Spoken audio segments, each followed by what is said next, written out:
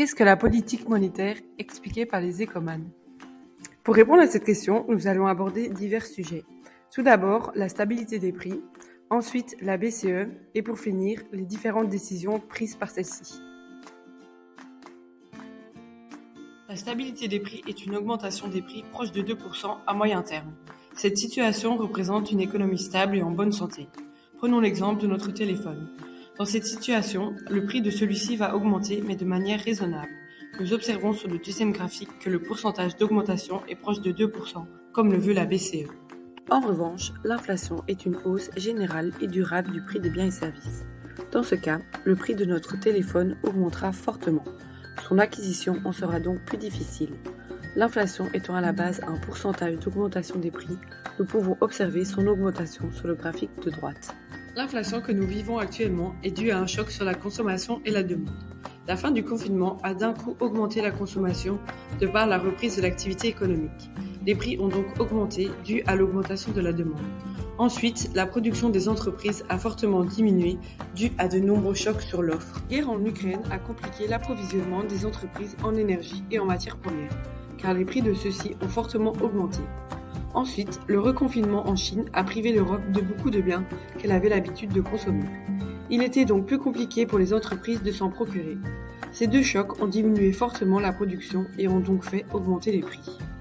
Contrairement à l'inflation, la déflation est une baisse générale et durable du prix des biens et services.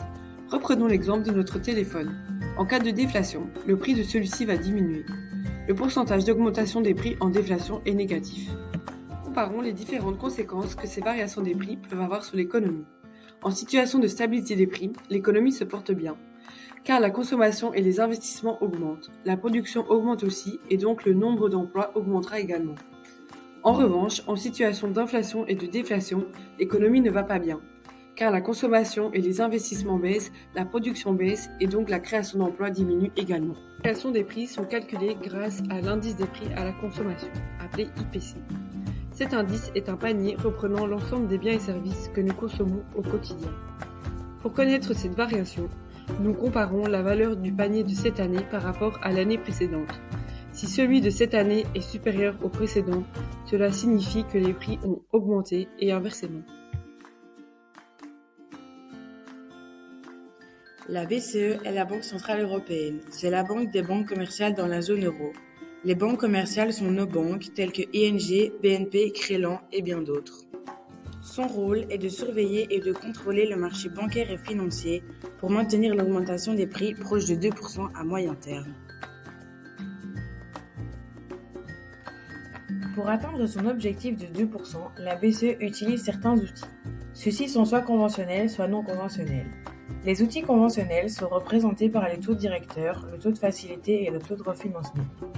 Dans des situations inhabituelles telles que la crise du Covid-19, la BCE a eu recours aux outils non conventionnels qui sont: premièrement, le quantitative easing, c'est le fait d'injecter des liquidités pour booster l'économie.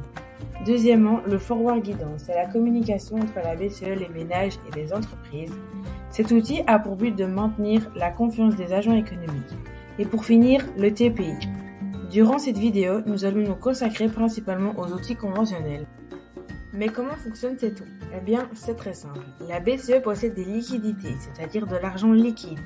Celle-ci le prête aux banques commerciales en échange d'intérêts. Les banques commerciales vont ensuite utiliser cette liquidité pour en faire crédit aux ménages et aux entreprises. En situation de déflation, la BCE va diminuer ses taux d'intérêt. Le coût de l'emprunt sera donc moins cher et le nombre de celui-ci va augmenter, ce qui va booster la demande et relancer l'économie. En situation d'inflation, pour stopper la flambée des prix, la BCE va augmenter ses taux d'intérêt.